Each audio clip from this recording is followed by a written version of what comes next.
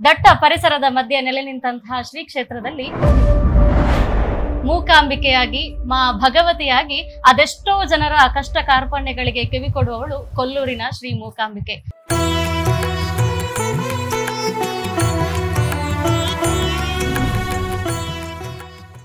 ಈ ಕೊಲ್ಲೂರು ಮೂಕಾಂಬಿಕಾ ಕ್ಷೇತ್ರ ಅನ್ನುವಂಥದ್ದು ಒಂದು ಕಾಲದಲ್ಲಿ ಮಹಾರಣ್ಯಪುರ ಅಂತ ಆಗಿತ್ತು.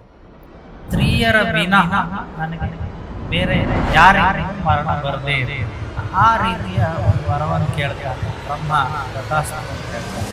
ಆಗ ಬ್ರಹ್ಮದೇವರು ಇವನು ಪರಿಪರಿಯಾಗಿ ಕೇಳ್ತಾರೆ, ಏನ್ ಬೇಕು ಹೇಳು, ಏನು ಇವನಿಗೆ ಬಾಯಿ ಬರದೇ ಇರೋದ್ರಿಂದ ಮತ್ತೆ ಅವನು ಶಪಿಸ್ತಾರೆ, ನೀನು ಹೀಗೆ ಇತ್ತು. ಆ ಮೂಕಾಸುರ ಅನ್ನುವ ಹೆಸರು ಮೂಕಾಂಬಿಕೆ ಅನ್ನುವ ನಾಮಧೇಯದಿಂದ ಇಲ್ಲಿ ವಾಸವಾಗಿ ಇರ್ತಾಳೆ. ಈಗ ಕೊಲ್ಲೂರು ದೇವರಿಗೆ ಬಂದು ಕೈ ಮುಗಿದ್ರೆ ನೀವು ಮತ್ತೆ ಪ್ರಪಂಚದಲ್ಲಿ ಎಲ್ಲೂ ಹೋಗ್ಬೇಕಾಗಿಲ್ಲ. ಸೊ ಎಸ್ಪೆಷಲಿ ಕೊಲ್ಲೂರಿನಲ್ಲಿ ಮೂಕಾಂಬಿಕೆಗೆ ತಾವು ಸಲ್ಲಿಸುವಂತಹ ನಿತ್ಯ ಪೂಜೆಗಳಿರ್ಬೋದು, ಇಲ್ಲ ವಿಶೇಷ ಪೂಜೆಗಳು ಯಾವ್ಯಾವ ರೀತಿಯಲ್ಲಿ? ಒಂದೊಂದು ಪರ್ವದಲ್ಲೂ ಏನೇನು ಮನುಷ್ಯರು ಆಚರಣೆ ಮಾಡ್ತಾರೋ ಸಾಂಪ್ರದಾಯಿಕ ಆಚರಣೆಗಳೇನಿದೆ ಅದೆಲ್ಲ ದೇವರಿಗೆ ಮಾಡ್ತಾರೆ. ಯೇಸುದಾಸಿ ಅವರಿಗೆ ಮದುವೆಯಾಗಿ ಎಷ್ಟೋ ವರ್ಷಗಳ ಕಾಲ, ಬಹುಶಃ 8-10 ವರ್ಷಗಳ ಕಾಲ ಅವ್ರಿಗೆ ಮಕ್ಕಳಾಗಿರಲಿಲ್ಲ. ಮತ್ತೆ ಅವರು ಇಲ್ಲಿ ಬಂದು ಪ್ರಾರ್ಥನೆ ಮಾಡಿ ಅವರಿಗೆ ಮಕ್ಕಳಾಗಿತ್ತು. ಹಾಗೆ ಇಳೆಯರಾಜ ಅವರು ಇವತ್ತು ಭಾರತದಿಂದ ಲೋಕಕ್ಕೆ ಎಲ್ಲೇ ಹೋಗ್ಲಿ ಅವರು ಪ್ರಪ್ರಥಮವಾಗಿ ಹಾಡುವುದು ಜನನಿ ಜನನಿ ಜಗಮೇ ಅಹಂನಿ ಜಗತ್ಕಾರಿಣಿನಿ ಪರಿಪೂರ್ಣಿನಿ ಮೂಕಾಂಬಿಕೆ ಅಂತ. ಅದೇ ಫಸ್ಟ್ ಹಾಡಿಯೇ ಅವರು ಬೇರೆ ಹಾಡನ್ನ ಸ್ಟಾರ್ಟ್ ಮಾಡುವಂಥದ್ದು. ಒಂದು ಕೈ ಅಭಯ, ಒಂದು ಕೈ ವರದ. ನಿನಗೆ ಮೋಕ್ಷ ಮತ್ತೆ ಐಹಿಕ ಸುಖ, ಪಾರಮಾರ್ಥಿಕ ಸುಖ, ಎರಡೂ ಸುಖ ನಾನು ಕೊಡ್ತೇನೆ ಅಂತ ಹೇಳಿ ಅವಳಿಗೆ ಕೊಟ್ಟಿದ್ದಾಳೆ. ನಮಸ್ತೆ ಎಲ್ರಿಗೂ, ನಾನು ನಿಮ್ಮ ಪ್ರೀತಿಯ ರಚನಾ ಗುಡಿಗಾರ್. ವೆಲ್ಕಮ್ ಟು ಆರೋಹಣ ಪಾಡ್ಕಾಸ್ಟ್. ವೀಕ್ಷಕರೇ, ಅತ್ಯಂತ ವಿಶೇಷ ದಿನವಾದ ಇಂದು ಅತ್ಯಂತ ವಿಶೇಷವಾದಂತಹ ಕ್ಷೇತ್ರದಲ್ಲಿ ನಾನಿದ್ದೇನೆ. ಬಹಳಷ್ಟು ದಿನಗಳಿಂದ ಈ ಒಂದು ಎಪಿಸೋಡ್ ಮಾಡಬೇಕು ಅಂತ ಮನಸ್ಸಲ್ಲಿ ತುಂಬಾನೇ ಇತ್ತು. ಸೊ ಆ ಒಂದು ಭಾಗ್ಯ ಇವತ್ತು ಕೂಡಿ ಬಂದಿದೆ. ನನ್ನ ಮನಸ್ಸಿಗೆ ಅತ್ಯಂತ ಹತ್ತಿರವಾದಂತಹ ಎಪಿಸೋಡ್. ಇಷ್ಟೆಲ್ಲ ಹೇಳ್ತಿದ್ದೀನಿ ಅಂದ್ರೆ ಯಾವ ಕ್ಷೇತ್ರದ ಬಗ್ಗೆ ಹೇಳ್ತಿದ್ದೀನಿ ಅಂತ ಯೋಚಿಸ್ತಾ ಇದ್ದೀರಾ? ದಕ್ಷಿಣ ಭಾರತದ ಅತ್ಯಂತ ಸುಪ್ರಸಿದ್ಧವಾದಂತಹ ಕ್ಷೇತ್ರ ಇದು. ಕೊಡಚಾದ್ರಿಯ ತಟದಲ್ಲಿ ಸೌಪರ್ಣಿಕಾ ನದಿಯ ತೀರದಲ್ಲಿ ನೆಲೆ ನಿಂತಹ ಈ ಕ್ಷೇತ್ರ ಶ್ರೀ ಪರಶುರಾಮರು ಸೃಷ್ಟಿಸಿರುವಂತಹ 7 ಮೋಕ್ಷಧಾಮಗಳಲ್ಲಿ ಈ ಕ್ಷೇತ್ರ ಕೂಡ ಒಂದು. ಕಲೆ ಮತ್ತು ಜ್ಞಾನಕ್ಕೆ ಸಮರ್ಪಿತವಾದಂತಹ ಶ್ರೀ ಕ್ಷೇತ್ರದಲ್ಲಿ ಮಾತೆಯನ್ನ ಮಾತು ಮತ್ತು ಅಕ್ಷರಗಳ ದೇವತೆ ಅಂತಾನೆ ಕರೀತಾರೆ. ದಟ್ಟ ಪರಿಸರದ ಮಧ್ಯೆ ನೆಲೆ ನಿಂತಹ ಶ್ರೀ ಕ್ಷೇತ್ರದಲ್ಲಿ ಮೂಕಾಂಬಿಕೆಯಾಗಿ ಮಾ ಭಗವತಿಯಾಗಿ ಅದೆಷ್ಟೋ ಜನರ ಕಷ್ಟ ಕಾರ್ಪಣ್ಯಗಳಿಗೆ ಕಿವಿ ಕೊಡುವವಳು ಕೊಲ್ಲೂರಿನ ಶ್ರೀ ಮೂಕಾಂಬಿಕೆ. ಅಮ್ಮ ಅಂತ ಕರೆದಾಗ ಅವರ ನೋವಿಗೆ ಓಗೊಟ್ಟು ಅವರ ಕಷ್ಟ ಕಾರ್ಪಣ್ಯಗಳನ್ನ ದೂರ ಮಾಡುವಂತಹ ಅತ್ಯಂತ ಶಕ್ತಿಶಾಲಿಯಾಗಿರುವಂತಹ ಲಿಂಗ ಸ್ವರೂಪಿಣಿ ಶ್ರೀ ಮೂಕಾಂಬಿಕೆಯ ಆ ಒಂದು ಶಕ್ತಿಯ ಅವತಾರಗಳನ್ನಿರ್ಬಹುದು, ಆ ಶ್ರೀ ಕ್ಷೇತ್ರದ ಹಿನ್ನೆಲೆಯನ್ನ ತಿಳಿಸ್ಕೊಡ್ಲಿಕ್ಕೆ ಇವತ್ತು ನಮ್ಮೊಂದಿಗೆ ಜೊತೆಯಾಗ್ತಾ ಇರುವಂತಹವರು ಶ್ರೀ ಕ್ಷೇತ್ರದ ಪ್ರಧಾನ ಅರ್ಚಕರಾಗಿರುವಂತಹ ಶ್ರೀ KN ಸುಬ್ರಹ್ಮಣ್ಯ ಅಡಿಗ ಅವರು. ಇವತ್ತು ಅವರ ಮುಖಾಂತರವೇ ಶ್ರೀ ಕ್ಷೇತ್ರದ ಬಗೆಗಿನ ಒಂದಷ್ಟು ವಿಚಾರಗಳನ್ನ ನಾವು ಇವತ್ತು ತಿಳಿದುಕೊಳ್ಳಲಿಕ್ಕಿದ್ದೇವೆ. ಸರ್, ತಮಗೆ ಈ ಕಾರ್ಯಕ್ರಮಕ್ಕೆ ಅತ್ಯಂತ ಪ್ರೀತಿಪೂರ್ವಕವಾದ ಸ್ವಾಗತ. ನಮಸ್ತೆ. ಹೇಗಿದ್ದೀರಿ? ಚೆನ್ನಾಗಿದೆ. ಹೇಗಾಗ್ತಿದೆ ಶ್ರೀ ಕ್ಷೇತ್ರದ ಸೇವೆಗಳೆಲ್ಲ? ಶ್ರೀ ಕ್ಷೇತ್ರದಲ್ಲಿ ತುಂಬಾ ಅದ್ಭುತವಾಗಿ ಸೇವೆಗಳು ಮತ್ತು ಜನಸಂದಣಿ, ಜನರ ಒಂದು ದಟ್ಟಣೆ ಈ ವರ್ಷ ಸ್ವಲ್ಪ ಜಾಸ್ತಿ ಪ್ರಮಾಣದಲ್ಲೇ ಇದೆ. ಓಕೆ, ಸೊ ಖುಷಿ ಇದೆ. ಸಂತೋಷ ಇದೆ. ಅರ್ಚಕರೇ, ಶ್ರೀ ಕ್ಷೇತ್ರದಲ್ಲಿ ಮೂಕಾಂಬಿಕೆಯು ಲಿಂಗ ಸ್ವರೂಪಿಣಿಯಾಗಿ ಅಲಂಕರಿಸಿರುವಂಥದ್ದು. ಸೊ ಈ ಶ್ರೀ ಕ್ಷೇತ್ರಕ್ಕೆ ತುಂಬಾನೇ ವರ್ಷಗಳ ಇತಿಹಾಸ ಇದೆ, ಅಪಾರವಾದಂತಹ ಹಿನ್ನೆಲೆ ಇದೆ. ಹಾಗೆ ಸಾಕಷ್ಟು ರೀತಿಯಲ್ಲಿ ಅವಳ ಶಕ್ತಿಯ ಸ್ವರೂಪವನ್ನ ತೋರಿಸ್ಕೊಳ್ತಾ ಇರ್ತಾಳೆ. ಸೊ ಹಾಗಾಗಿ ತಮ್ಮ ಒಂದು ಅನುಭವದ ಮೇರೆಗೆ ಶ್ರೀ ಕ್ಷೇತ್ರದ ಒಂದು ಹಿನ್ನೆಲೆ ಏನು, ಅದರ ಬಗ್ಗೆ ನಮ್ಮ ವೀಕ್ಷಕರಿಗೆ ತಿಳಿಸ್ಕೊಡ್ಬೇಕಾಗಿ ಕೇಳ್ಕೊಳ್ತಾ ಇದ್ದೇನೆ. ಈ ಕೊಲ್ಲೂರು ಮೂಕಾಂಬಿಕಾ ಕ್ಷೇತ್ರ ಅನ್ನುವಂಥದ್ದು ಒಂದು ಕಾಲದಲ್ಲಿ ಮಹಾರಣ್ಯಪುರ ಅಂತ ಆಗಿತ್ತು. ಮಹಾರಣ್ಯಪುರ ಅನ್ನುವಂಥದ್ದು ಕಾಲದ ನಂತರದಲ್ಲಿ ಕೋಲಾಪುರ ಅಂತಾಯಿತು. ಕೋಲಾಪುರದಿಂದ ಕೊಲ್ಲೂರು ಅಂತಾಯಿತು. ಈ ಮಹಾರಣ್ಯಪುರವಾಗಿದ್ದ ಈ ಸ್ಥಳ ಕಾಲಾನಂತರ ಕೋಲಾಪುರ ಮತ್ತು ಕೊಲ್ಲೂರು ಆಗಲಿಕ್ಕೆ ಮುಖ್ಯ ಕಾರಣ ಇಲ್ಲಿ ನಡೆದ ಒಂದು ಅದ್ಭುತ ಘಟನೆ. ಇಲ್ಲಿ ತಾಪಸ ಮನ್ವಂತರ ಅಂದರೆ ಒಂದು ಮನ್ವಂತರ ಅಂದರೆ 76 ಯುಗ. ಈ ತಾಪಸ ಮನ್ವಂತರ ಅಂದರೆ ಈ ಹಿಂದಿನ 2 ಮನ್ವಂತರಗಳ ಹಿಂದೆ ದೇವಿ ಇಲ್ಲಿ ಲಿಂಗರೂಪಿಣಿಯಾಗಿ ಉದ್ಭವ ಆಗ್ತಾಳೆ. ಆ ಉದ್ಭವ ಆಗ್ಲಿಕ್ಕೂ ಒಂದು ಕಥೆ ಇದೆ, ಉದ್ಭವ ಆಗ್ಲಿಕ್ಕೆ ಒಂದು ಕಾರಣ ಇದೆ. ಆ ಕಾರಣ ಏನಂತ ಕೇಳಿದ್ರೆ, ಕೋಲ ಮಹರ್ಷಿ ಅಂತಕ್ಕಂಥ ಒಬ್ಬ ಮಹಾ ತಪಸ್ವಿ ಮಹರ್ಷಿಗಳು, ಅವರು ಇಲ್ಲಿ ಲೋಕ ಕಲ್ಯಾಣಕ್ಕಾಗಿ ತಪಸ್ಸನ್ನು ಆಚರಿಸ್ತಾ ಈ ಮಹಾರಣ್ಯಪುರದಲ್ಲಿ ವಾಸವಾಗಿದ್ದರು. ಅವರ ಶಿಷ್ಯರು ಇಲ್ಲಿ ಯಾಗ ಯಜ್ಞಾದಿಗಳು ಅನೇಕ ಧರ್ಮ ಕರ್ಮಗಳು ನಡೀತಾ ಇದ್ವು. ಈ ಕೋಲ ಮಹರ್ಷಿಗಳು ಮಹಾ ತಪಸ್ವಿಗಳು. ಅವರ ತಪಸ್ಸಿನ ಆ ಒಂದು ಶಕ್ತಿಯಿಂದ ಈ ಪರಿಸರ ಎಲ್ಲ ಒಂದು ಸುಂದರ ಮನೋಹರವಾದ ಒಂದು ತಾಣವಾಗಿತ್ತು. ಹಸಿರು, ನದಿ, ಹೀಗೆ ಗೋವುಗಳು, ಹಾಗೆ ಪ್ರಾಣಿ ಪಕ್ಷಿಗಳು, ಇವೆಲ್ಲದರಿಂದ ಕೂಡಿದ ಒಂದು ಅತಿ ಸುಂದರವಾದ ಪ್ರದೇಶ. ಈ ಪ್ರದೇಶವನ್ನು ಅವರು ತಪಸ್ಸಿಗೆ ಆಯ್ಕೆ ಮಾಡಿ ಇಲ್ಲಿ ತಪಸ್ಸು ಮಾಡ್ತಾ ಕಾಲ ಕಳಿಬೇಕಾದ್ರೆ ಏನಾಯ್ತಂದ್ರೆ, ಕಂಹಾಸುರ ಅಂತಕ್ಕಂತಹ ಒಬ್ಬ ರಾಕ್ಷಸ ಬ್ರಹ್ಮದೇವರನ್ನು ಕುರಿತು ತಪಸ್ಸು ಮಾಡಿ ತನಗೆ 3 ಲೋಕದಲ್ಲಿ ಯಾರಿಂದಲೂ ಮರಣ ಬರಬಾರದು ಅಂತಕ್ಕಂಥ ಒಂದು ವರವನ್ನು ಬ್ರಹ್ಮದೇವರಲ್ಲಿ ಕೇಳ್ತಾನೆ. ಈ ಕಂಹಾಸುರನ ವರವನ್ನು ಬ್ರಹ್ಮದೇವರು ಒಪ್ಪುವುದಿಲ್ಲ. ಯಾಕಂದ್ರೆ ಮರಣ ಯಾರಿಂದಲೂ ಬರಬಾರದು ಅಂತಕ್ಕಂಥ ವರವನ್ನು ಕೊಡ್ಲಿಕ್ಕೆ ಸಾಧ್ಯ ಇಲ್ಲ. ಹಾಗಾಗಿ ನೀನು ಅದಕ್ಕೊಂದು ಏನಾದ್ರೂ ಒಂದು ಪ್ರತಿವಿಧಿ ಕೇಳು ಅಂತ ಹೇಳಿ. ಆದ್ರೆ ಆಗ ಈ ಕಂಹಾಸುರ ಏನು ಯೋಚನೆ ಮಾಡ್ತಾನೆ ಅಂದ್ರೆ, ಪ್ರಪಂಚದಲ್ಲಿ ಎಲ್ಲರೂ ಶಕ್ತಿವಂತರು, ಸ್ತ್ರೀಯರಿಗೆ ಏನು ಶಕ್ತಿ ಇರುವುದಿಲ್ಲ. ಅವರು ಹಿಂದಿನ ಕಾಲದಿಂದ ಮನೆಯಲ್ಲೋ ಇಲ್ಲೋ ಅಬಲೆಯರು ಆ ಥರ ಇದ್ರು.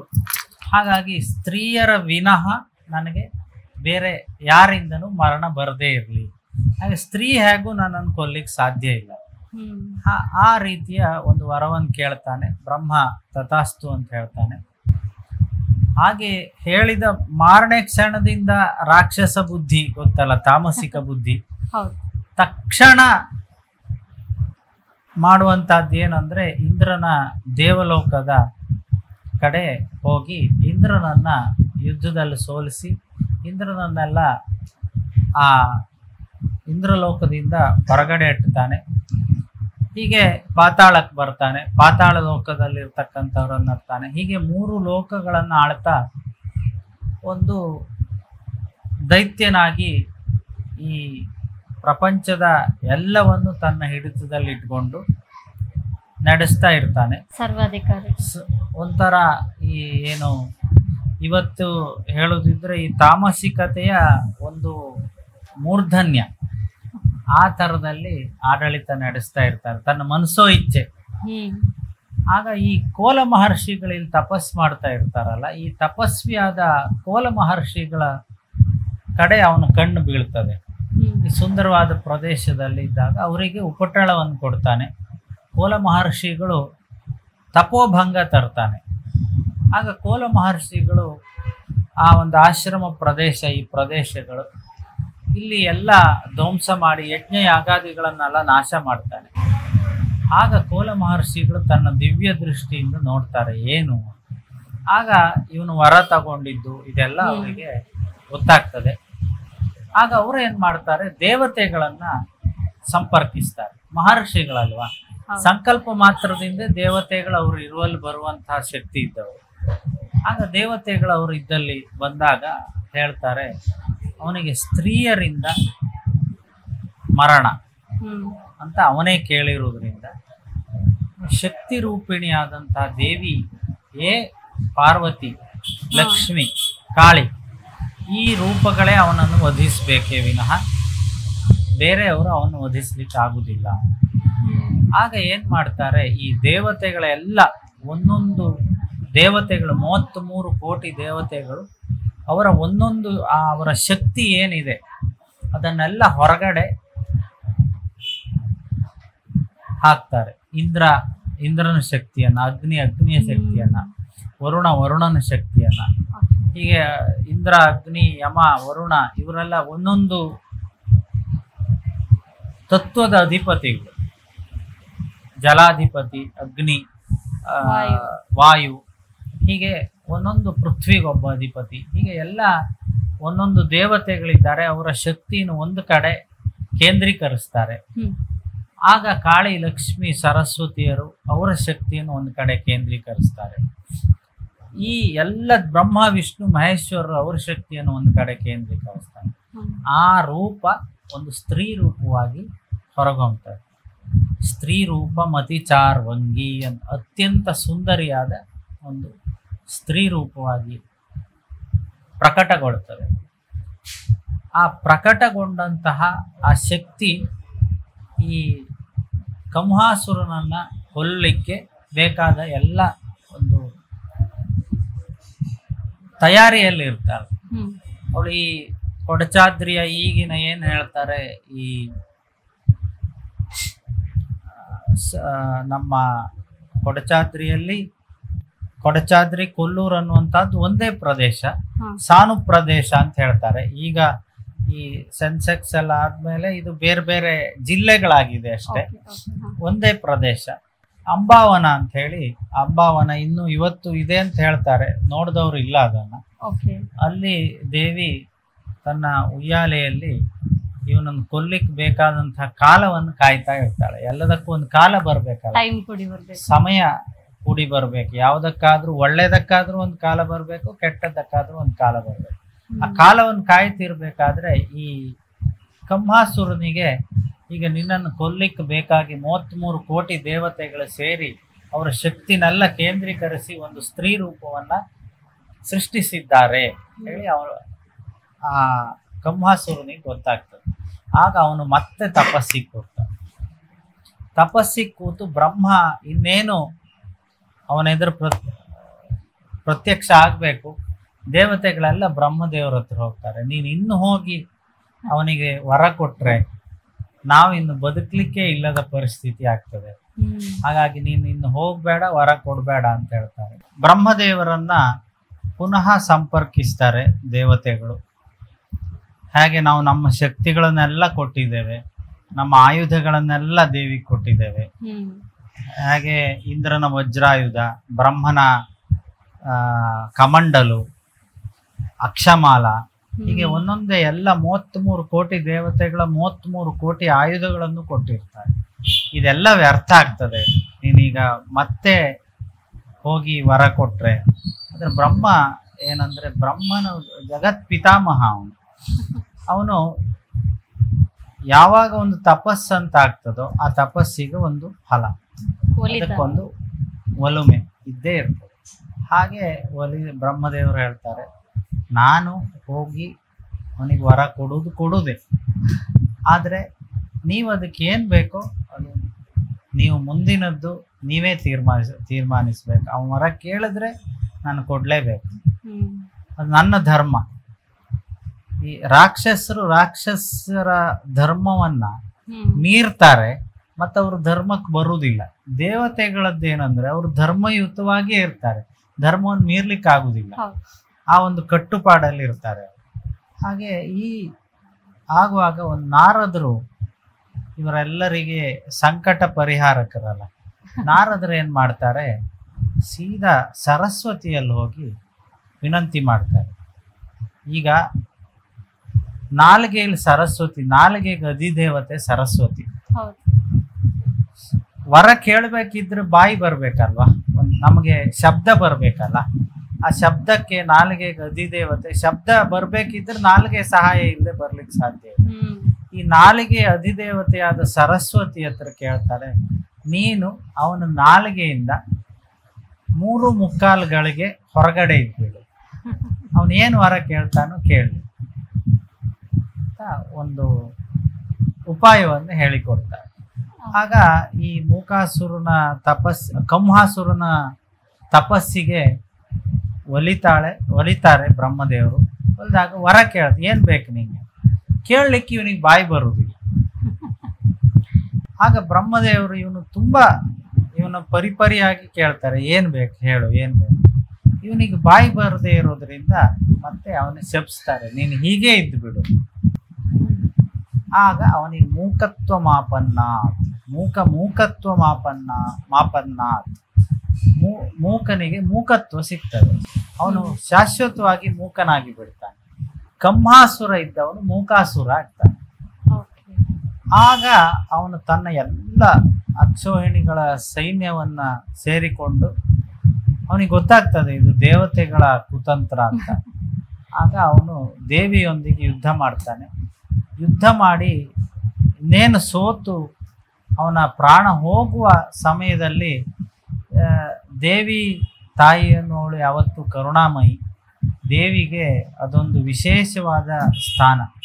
ಈಗ ದೇವತೆಗಳಲ್ಲಿ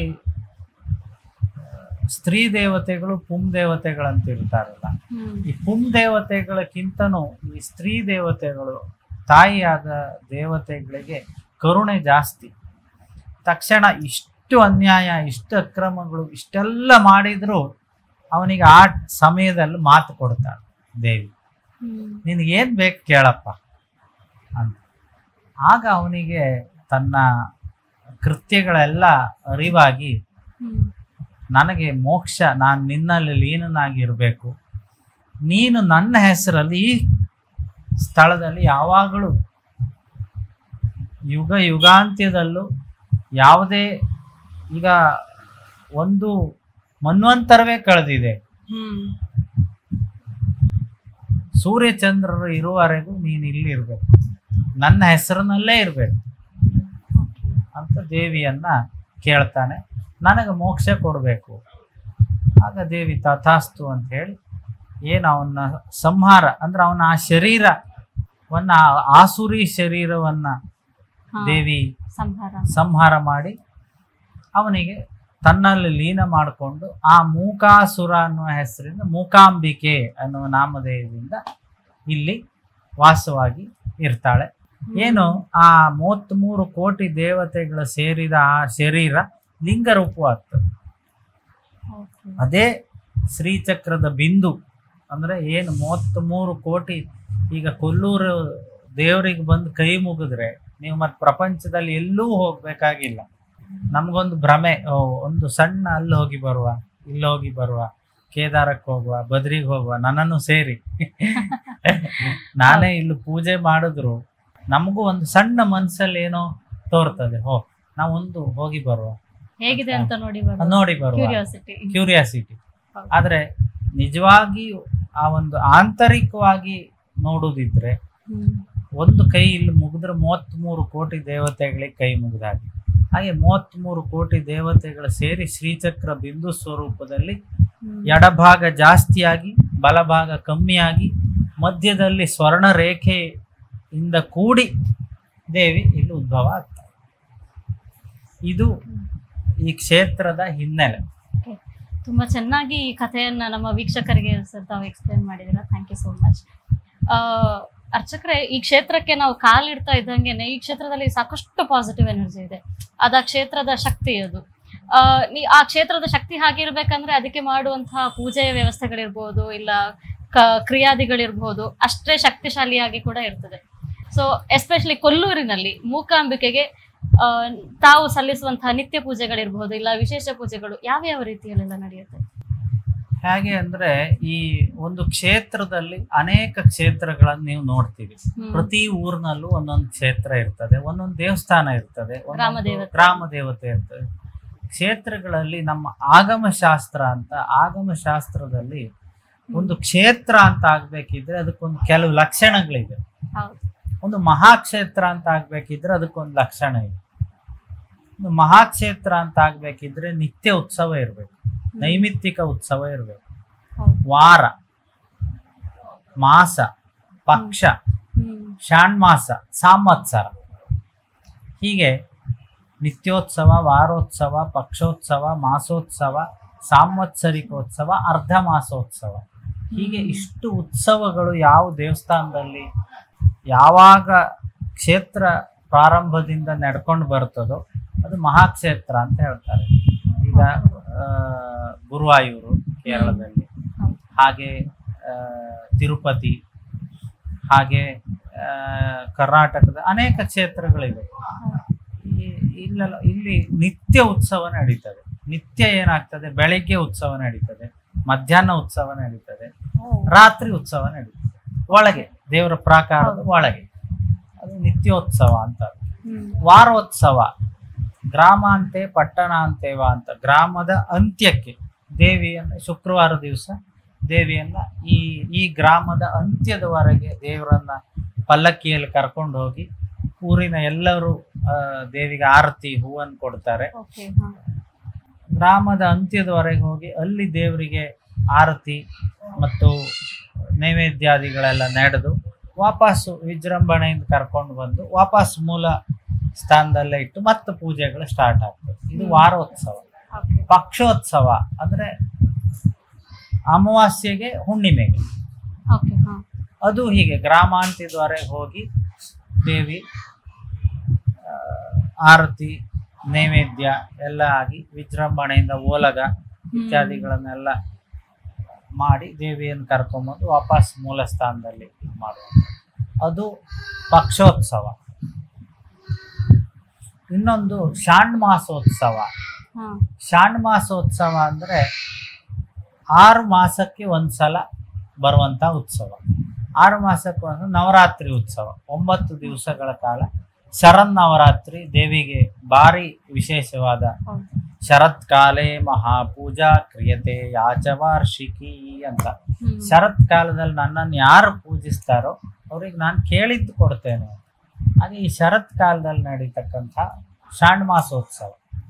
ಇನ್ನು ಸಾಂವತ್ಸರಿಕೋತ್ಸವ ಅಂದ್ರೆ ಮೀನ ಮಾಸದಲ್ಲಿ ಬರ್ತದೆ. ಸಾಮಾನ್ಯ ಈ ಇಂಗ್ಲಿಷ್ ಇದರಲ್ಲಿ ಮಾರ್ಚ್ ಏಪ್ರಿಲ್, ಸಾಧಾರಣ ಮಾರ್ಚ್ ಏಪ್ರಿಲ್ ಅಲ್ಲಿ ಬರ್ತದೆ. ಅದು ವಾರ್ಷಿಕವಾದಂತ ಉತ್ಸವ, ಜಾತ್ರೆ ಉತ್ಸವ. ಹೌದು, ಜಾತ್ರೆ, ವಾರ್ಷಿಕವಾದಂತ ಜಾತ್ರೆ. ಇದಿಷ್ಟು ಈ ಕ್ಷೇತ್ರದಲ್ಲಿ ಇದೆ. ಇದಲ್ಲದೆ ಬೆಳಿಗ್ಗೆ ಉಷಃಕಾಲ ಪೂಜೆ, ಮಧ್ಯಾಹ್ನ ಸಾಯಂಕಾಲ ಪ್ರದೋಷ ಕಾಲ ಪೂಜೆ, ರಾತ್ರಿ ನಿಶೀಥ ಕಾಲ ಪೂಜೆ. ಹೀಗೆ 4 ಪೂಜೆಗಳು, 3 ಬಲಿ ಉತ್ಸವಗಳು. ಹೀಗೆ ಬೆಳಿಗ್ಗೆ ದಂತಧಾವನೆಯಿಂದ ಪ್ರಾರಂಭ ಆಗ್ತದೆ. ಅಂದ್ರೆ ದೇವಿಗೆ ಹಲ್ಲುಜ್ಜುವಂತ ಒಂದು ಪೂಜೆ, ಪೂಜೆ. ಅದು ಗುಡ ಮತ್ತೆ ಶುಂಠಿ ಅಂದ್ರೆ ಬೆಲ್ಲ ಮತ್ತು ಶುಂಠಿಯಿಂದ ಹಲ್ಲುಜ್ಜುತ್ತಾರೆ ದೇವರಿಗೆ. ಹಾಗೆ ಅಲ್ಲಿಂದ ಪ್ರಾರಂಭಿಸಿ ರಾತ್ರಿ ಕಷಾಯ ಅಂದ್ರೆ 8 ಬಗೆಯ ಅತ್ಯುತ್ತಮ ಔಷಧಿಗಳು, ಶುಂಠಿ, ಹಿಪ್ಪಲಿ, ಲವಂಗ, ಜಾಯಿಕಾಯಿ, ಹೀಗೆ 8 ಬೆಲ್ಲ, ಹೀಗೆ ಔಷಧೀಯ ಗುಣಗಳಿರುವ ಮೂಲಿಕೆಗಳನ್ನು ಸೇರಿಸಿ ಕಷಾಯೋದಕವನ್ನು ತಯಾರು ಮಾಡ್ತಾರೆ. ಅದು ದೇವಿಯ ಕೊನೆಯ ನೈವೇದ್ಯ. ಆ ನೈವೇದ್ಯ ಮಾಡಿ ದೇವಿಗೆ ಶಯನೋತ್ಸವ, ಮತ್ತೆ ದೇವಿ ಬಾಗಿಲನ್ನ ಹಾಕ್ತಾರೆ. ಇದು ಇಲ್ಲಿಯ ನಿತ್ಯ ವಿಧಿ. ನೀವು ಹಲ್ಲುಜ್ಜುವ ಶಾಸ್ತ್ರದ ಬಗ್ಗೆ ಹೇಳಿದ್ರೆ ಪ್ರಾಯಶಃ ಅದು ಬೇರೆ ಯಾವ ಕ್ಷೇತ್ರಗಳಲ್ಲೂ ಇಲ್ಲ ಅಂತ ಭಾವಿಸ್ತೇನೆ. ಅದು ಕೊಲ್ಲೂರು ಕ್ಷೇತ್ರದಲ್ಲಿ ಮಾತ್ರ ಅದು ಖಂಡಿತ ಹಾಗನ್ಸತ್ತೆ. ಬಹುಶಃ ಇರ್ಲಿಕ್ಕಿಲ್ಲ. ಅಂದ್ರೆ ಇಲ್ಲಿ ದೇವಿಗೆ ಎಲ್ಲಾ ವಿಶೇಷವಾಗಿ ಮನುಷ್ಯರ ಆಚರಣೆ ಏನಿದೆ ಅದೆಲ್ಲವುದನ್ನು ದೇವಿಗೆ ಮಾಡ್ತಾರೆ. ಈಗ ಉದಾಹರಣೆಗೆ ನಮ್ಮ ಹೊಸ ವರ್ಷ ಯುಗಾದಿ ದಿವಸ ದೇವಿಗೆ ಎಣ್ಣೆ ಸ್ನಾನ ಮಾಡಿಸ್ತಾರೆ. ಕಡ್ಲೆ ಹಿಟ್ಟು ಹಾಕಿ, ಎಣ್ಣೆ ನಂತರ ಕಡ್ಲೆ ಹಿಟ್ಟು ಹಾಕಿ ದೇವರಿಗೆ ಆ ಎಣ್ಣೆಯನ್ನೆಲ್ಲ ಶುಚಿಗೊಳಿಸ್ತಾರೆ. ಬಿಸಿ ನೀರಲ್ಲಿ ಸ್ನಾನ ಮಾಡಿಸ್ತಾರೆ. ಎಣ್ಣೆ ಸ್ನಾನ ಬಿಸಿ ನೀರಲ್ಲಿ ಮಾಡಿಸ್ತಾರೆ. ಆಮೇಲೆ ದೇವರಿಗೆ ಬೆಲ್ಲ ಮತ್ತು ಬೇವು ಇದನ್ನ ನೈವೇದ್ಯ ಮಾಡ್ತಾರೆ. ಹೀಗೆ ಏನು ಮನುಷ್ಯರಿ ದೀಪಾವಳಿ ದಿವಸ 5 ದಿವಸ ದೇವರಿಗೆ ನಿತ್ಯ ಎಣ್ಣೆ ಸ್ನಾನ ಮಾಡಿಸ್ತಾರೆ. ಹೀಗೆ ಎಲ್ಲ ಒಂದೊಂದು ಪರ್ವದಲ್ಲೂ ಏನೇನು ಮನುಷ್ಯರು ಆಚರಣೆ ಮಾಡ್ತಾರೋ ಸಾಂಪ್ರದಾಯಿಕ ಆಚರಣೆಗಳೇನಿದೆ ಅದೆಲ್ಲ ದೇವರಿಗೆ ಮಾಡ್ತಾರೆ.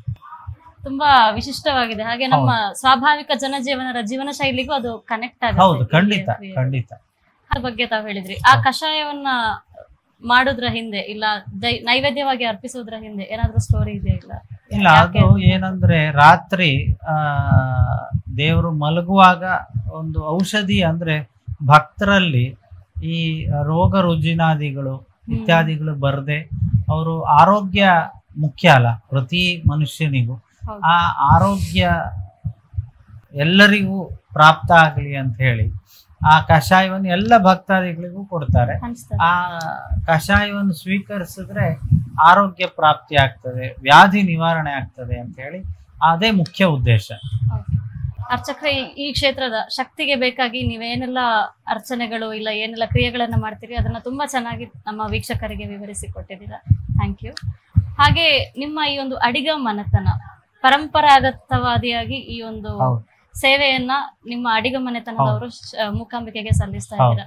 ನಿಮ್ಮ ಮನೆತನಕ್ಕೂ ಶ್ರೀ ಮೂಕಾಂಬಿಕೆಗೂ ಇರುವಂತಹ ಈ ಅವಿನಾಭಾವ ಸಂಬಂಧ, ಈ ಒಂದು ನಂಟೇನಿದೆ, ಅದರ ಬಗ್ಗೆ ವಿವರಿಸಬಹುದಾ? ಖಂಡಿತ. ಈ ಕ್ಷೇತ್ರ ಹಿಂದೆ ಶಂಕರಾಚಾರ್ಯರು ಬರುವ ಪೂರ್ವದಲ್ಲಿ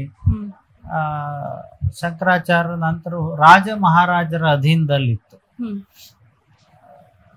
ರಾಜ ಮಹಾರಾಜರು ಈಗ ನಮ್ಮ 38ನೇ ತಲೆಮಾರು ಅಂದ್ರೆ 38ನೇ ತಲೆಮಾರು 38ನೇ ಸಾಮಾನ್ಯ ಲೆಕ್ಕ ಸಿಕ್ಕಿದ್ದು. ಅಲ್ಲಿಗೆ ಈ 38ನೇ ತಲೆ ಹಿಂದೆ ಸಂಕಣ್ಣ ಸಾಮಂತ ಅಂತ ಹೇಳಿ ಅವನ ಅಣ್ಣ ವೆಂಕಣ್ಣ ಸಾಮಂತ, ಅಂದ್ರೆ ಇವರು ಕೆಳದಿ ಅರಸರು. ಈ ಕೆಳದಿಯ ರಾಜ ಮನೆತನಕ್ಕೆ ಈ ದೇವಸ್ಥಾನ ಸೇರಿತ್ತು. ಕೆಳದಿಯ ಶಿವಪ್ಪ ನಾಯ್ಕರ ಮನೆ ದೇವರಾಗಿತ್ತು ಇಲ್ಲಿಯ ವೀರಭದ್ರ ಸ್ವಾಮಿ. ಅವರದ್ದು ಇಲ್ಲಿಂದ ಪ್ರತಿನಿತ್ಯ ನೈವೇದ್ಯ ಹೋದ ತಕ್ಷಣವೇ ರಾಜರು ಊಟ ಮಾಡ್ತಾ ಇದ್ದಿದ್ದು. ಕೆಳದಿ ಕೋಟೆ ಇವತ್ತು ಕಾಣ್ತೇವೆ. ಅವರು ಕೆಳದಿಯಿಂದ ಇಕ್ಕೇರಿಗೆ ಬಂದ್ರು, ಇಕ್ಕೇರಿಯಿಂದ ಬಿದನೂರಿಗೆ ಬಂದ್ರು. ಇವತ್ತಿನ ಹೊಸನಗರ ಅಂತ ಏನು ನಾವು ನಗರ ಅಂತ ಏನು ನಾವು ನೋಡ್ತೇವಲ್ಲ, ಅದು ಅವರ ರಾಜಧಾನಿ ಆಗಿತ್ತು. ಇಲ್ಲಿಂದ ಕೆಳಗಡೆಯಿಂದ ಅಂಡರ್ ಗ್ರೌಂಡ್ ಅಲ್ಲಿಗೆ ಹೋಗ್ಲಿಕ್ಕೆ ಬೇಕಾದ ವ್ಯವಸ್ಥೆ ಇತ್ತು. ಇಲ್ಲಿ ಮಧ್ಯಾಹ್ನ ಮಹಾಪೂಜೆ ಆಗಿ ಆ ನೈವೇದ್ಯ ಅಲ್ಲಿಗೆ ಹೋದ್ಮೇಲೆ ರಾಜರು ಊಟ ಮಾಡ್ತಾ ಇದ್ರು. ಹಾಗೆ ಅವರು ನಮಗೆ ಒಂದು ಶಾಸನ ಕೊಟ್ಟಿದ್ದಾರೆ. ಅದು ಅನೇಕ ಗೌರ್ಮೆಂಟ್ ಇದರಲ್ಲೂ ಇದೆ, ನಮ್ಮ ಹತ್ರನೂ ಇದೆ. ಅದರಲ್ಲಿ ಅವರು ಈ ನಮ್ಮ ಹಿಂದಿನ 38ನೇ ತಲೆಮಾರಿನ ಹಿಂದಿನ ನರಸಿಂಹಡಿಗ ಈ ಒಂದು ಫ್ಯಾಮಿಲಿ ಹೀಗೆ ಪೂಜೆಯನ್ನ ಅವರು ಬರೆದು ಕೊಟ್ಟಿದ್ದಾರೆ. ನೀವು ಇದನ್ನ ಅಂದ್ರೆ ಹ್ಯಾಗ್ ಬರೆದು ಕೊಟ್ಟಿ, ಈ ಹಿಂದೆ ಪೂಜೆ ಮಾಡ್ತಿದ್ದ ನಿಮಗೆ ನಾವು ಲಿಖಿತ ರೂಪವಾಗಿ ಕೊಟ್ಟಿದ್ದೇವೆ ಹೇಳಿ ಕೊಟ್ಟಿದ್ದಾರೆ. ಅಂದ್ರೆ ಅದ್ರ ಹಿಂದೆ ಎಷ್ಟು ತಲೆಮಾರಾಗಿದೆ ಅಂತ ನಮ್ಗೆ ಗೊತ್ತಿಲ್ಲ. ನಮಗೆ ಲೆಕ್ಕ ಸಿಕ್ಕಿದ್ದು 38 ತಲೆಮಾರಿನ ಲೆಕ್ಕ ಇದೆ. ಅಲ್ಲಿಂದ ನಾವು ದೇವಿಯ ಸೇವೆಯನ್ನ ಇಲ್ಲಿವರೆಗೆ ದೇವಿಯ ಅನುಗ್ರಹದಿಂದ ನಡ್ಕೊಂಡ್ ಬಂದಿದೆ. ತುಂಬಾ ಅದೃಷ್ಟವಂತರು. ಖಂಡಿತ ಖಂಡಿತ. ಯಾಕಂದ್ರೆ ಅದು ದೇವಿಯ ಒಂದು ಅನುಗ್ರಹ. ಅವಳು ಇಂಥವ್ರೇ ಮಾಡ್ಬೇಕು ಅಂತ ಹೇಳಿ ಮುಂಚೆ ಒಂದು ಆಯ್ಕೆ ಆಗಿ ಇರ್ತದೆ. ನಾವು ಹೇಳ್ಬಹುದು ಈಗ ನಾನ್ ಮಾಡ್ತಿದ್ದೇನೆ ಅಂತ ಬಾಯಿಲಿ ಹೇಳ್ಬಹುದು ಅಷ್ಟೇ, ಅದು ಅವಳ ಇಚ್ಛೆ ಅಷ್ಟೇ. ಖಂಡಿತ. ಇಷ್ಟು ತಲೆಮಾರಿನಲ್ಲಿ ತಾವು ಸೇವೆ ಸಲ್ಲಿಸ್ತಾ ಇರೋದ್ರಿಂದ ಮೂಕಾಂಬಿಕೆ ಪವಾಡ ಪುರುಷಳು ಹೌದು, ಅತ್ಯಂತ ಶಕ್ತಿ ರೂಪಿಣಿಯೂ ಹೌದು. ನಿಮ್ಮ ವೈಯಕ್ತಿಕ ಅನುಭವದಲ್ಲಿ ನಡೆದಂತಹ ಒಂದಷ್ಟು ಪವಾಡಗಳು ಇಲ್ಲ ಒಂದು ಘಟನೆಗಳು, ಅದನ್ನ ನಮ್ಮ ವೀಕ್ಷಕರ ಜೊತೆ ಹಂಚ್ಕೊಳ್ಬಹುದು. ಎಷ್ಟೋ ಪವಾಡಗಳು ನಡೀತಾ ಇರ್ತದೆ. ಅದು ಪವಾಡಗಳು ನಾವಿಲ್ಲಿ ಪೂಜೆ ಮಾಡೋದ್ರಿಂದ ನಾವೇ ಅದನ್ನು ಹೇಳಿದ್ರೆ ಅತಿಶಯೋಕ್ತಿ ಆಗ್ತದೆ. ಅದು ಭಕ್ತರು ಅಂದ್ರೆ ನಾವು ಭಕ್ತರೇ, ಈ ಹೊರಗಡೆಯಿಂದ ಬರುವ ಭಕ್ತರಿಗೆ ಅದು ಕೇಳಿದ್ರೆ ತುಂಬಾ ಎಷ್ಟೋ. ಈಗ ಉದಾಹರಣೆಗೆ ನೀವು ನೋಡೋದಿದ್ರೆ ಯೇಸುದಾಸ್ ಅವರಿಗೆ ಮದುವೆಯಾಗಿ ಎಷ್ಟೋ ವರ್ಷಗಳ ಕಾಲ, ಬಹುಶಃ 8-10 ವರ್ಷಗಳ ಕಾಲ ಅವ್ರಿಗೆ ಮಕ್ಕಳಾಗಿರ್ಲಿಲ್ಲ. ಮತ್ತೆ ಅವರು ಇಲ್ಲಿ ಬಂದು ಪ್ರಾರ್ಥನೆ ಮಾಡಿ ಅವರಿಗೆ ಇಲ್ಲಿಯ ತ್ರಿಮಧುರ ದೇವಿಗೆ ನೈವೇದ್ಯ ಮಾಡಿದಂಥ ತ್ರಿಮಧುರವನ್ನ ಒಂದು 48 ದಿವಸಗಳ ಕಾಲ ಸೇವಿಸಿ ಅವರಿಗೆ ಆ ಒಂದು ದೃಢ ಭಕ್ತಿಯಿಂದ ಅವರು ಭಜಿಸಿ ಮಾಡಿದ್ಮೇಲೆ ಅವ್ರಿಗೆ ಮಕ್ಕಳಾಗಿತ್ತು. ಅದು ಅವರೇ ಎಷ್ಟೋ ಕಡೆಗಳಲ್ಲಿ ಹೇಳಿದ್ದಾರೆ. ಇವತ್ತು ಅವರು ಅವರ ಎಲ್ಲ ಹುಟ್ಟಿದ ದಿವಸ ಜನವರಿ 10ಕ್ಕೆ ಬಂದು ಇಲ್ಲಿ ದೇವಿಗೆ ಸಂಗೀತ ಸೇವೆಯನ್ನು ನಡೆಸಿ ಹೋಗ್ತಾರೆ. ಹಾಗೆ ಇಳೆಯರಾಜ ಅವರು ಸಂಗೀತ ಶುರು ಮಾಡಬೇಕಿದ್ರೆ ಅವರು ಏನು ಅವರಿಗೆ ಯಾರೂ ಒಂದು ರೆಕಗ್ನಿಷನ್ನೇ ಇರಲಿಲ್ಲ.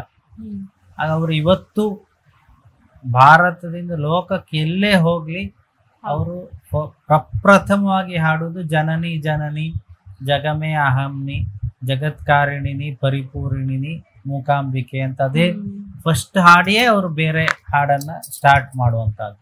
ಅಂದ್ರೆ ಅವರ ಭಕ್ತಿ ಇದಕ್ಕೆ ಅವರು ಏನು ನೆನೆಸಿದ್ದಾರೆ ಅದೆಲ್ಲ ಅವರಿಗಾಗಿದೆ. ಅವರು ಅದಕ್ಕೆ ದೇವಿಗೆ ವಜ್ರ ಖಚಿತವಾದ ಕಿರೀಟ, ವಜ್ರ ಖಚಿತವಾದ ಹಸ್ತಗಳು, ಇದನ್ನೆಲ್ಲ ದೇವಿಗೆ ಭಕ್ತಿಯಿಂದ ಸಮರ್ಪಿಸಿದ್ದಾರೆ.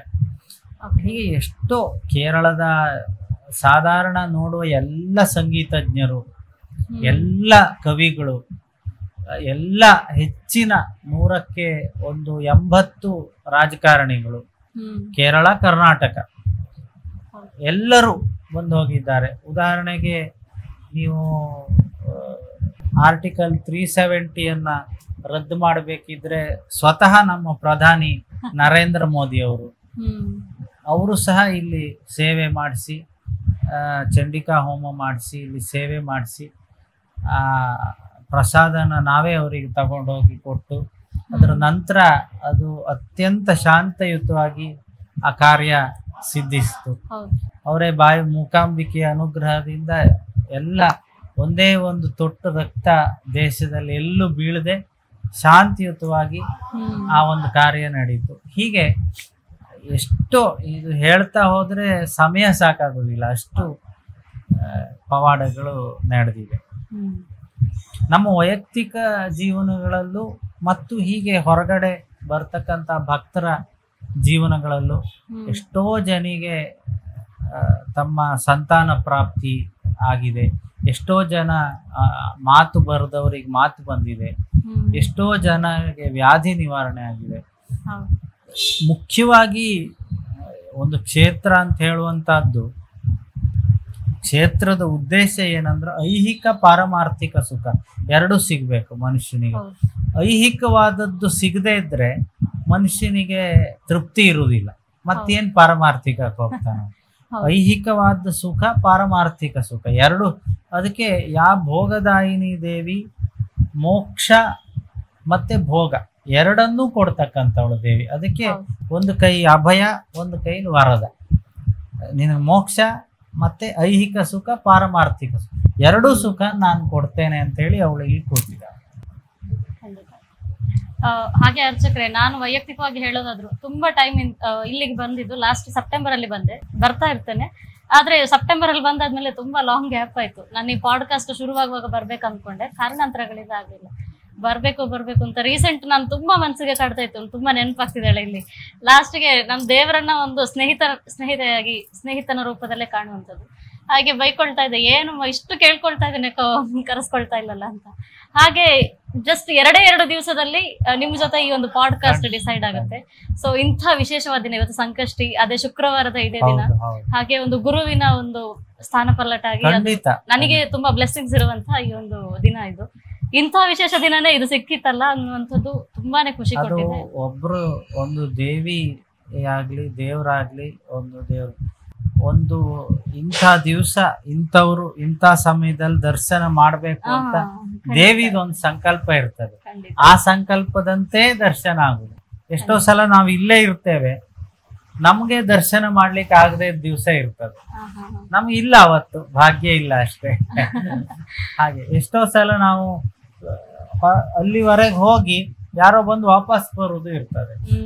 ಹಾಗೆ ಎಷ್ಟೋ ದೂರದಿಂದ ಬಂದವರು ಹತ್ತಿರದವರೆಗೆ ಬಂದು ದರ್ಶನ ಮಾಡ್ಲಿಕ್ಕಾಗಿ ವಾಪಸ್ ಹೋದವರು, ಎಷ್ಟೋ ಜನ ಬೇರೆ ಯಾಕೋ ಬಂದವರು ದರ್ಶನ ಮಾಡಿ ಹೋದವರು ಇರ್ತಾರೆ. ಹಾಗೆ ದೇವಿಗೆ ಒಂದು ಇಂಥ ದಿವಸ ಇಂಥವರಿಗೆ ಇಷ್ಟು ಸಮಯ ಹೀಗೆ ದರ್ಶನ ಕೊಡ್ಬೇಕಂತ ಹೇಳಿ ಅವಳದ್ದೊಂದು ಸಂಕಲ್ಪ ಇರ್ತದೆ, ಅದರಂತೆ ನಡೀತದೆ. ಸೊ ಮನಸ್ಸಿಗೆ ತುಂಬಾ ಖುಷಿ ಆಗುತ್ತೆ. ಈಗ ನಿಮ್ಮ ಹತ್ರ ಮಾತಾಡ್ಬೇಕಾದ್ರೂ ಈ ತರ ರೋಮಾಂಚನಕಾರಿಯಾದಂತ ಗೂಸ್ ಬಂಪ್ಸ್ ಬರ್ತಾ ಇದೆ. ಸೊ ಅಂದ್ರೆ ಈ ಜಾಗದ ಶಕ್ತಿ ನಮ್ಮ ಚಾನೆಲ್ ನ ಮೇಲೂ ಇರ್ತದೆ ಅನ್ನುವಂಥದ್ದು ಖಂಡಿತವಾದ ನಂಬಿಕೆ. ಸೊ ಈ ಒಂದು ಅವಕಾಶ ಇವತ್ತು ಸಿಕ್ಕಿದ್ದಕ್ಕೆ ನಾನು ಸದಾ ಋಣಿಯಾಗಿದ್ದೇನೆ.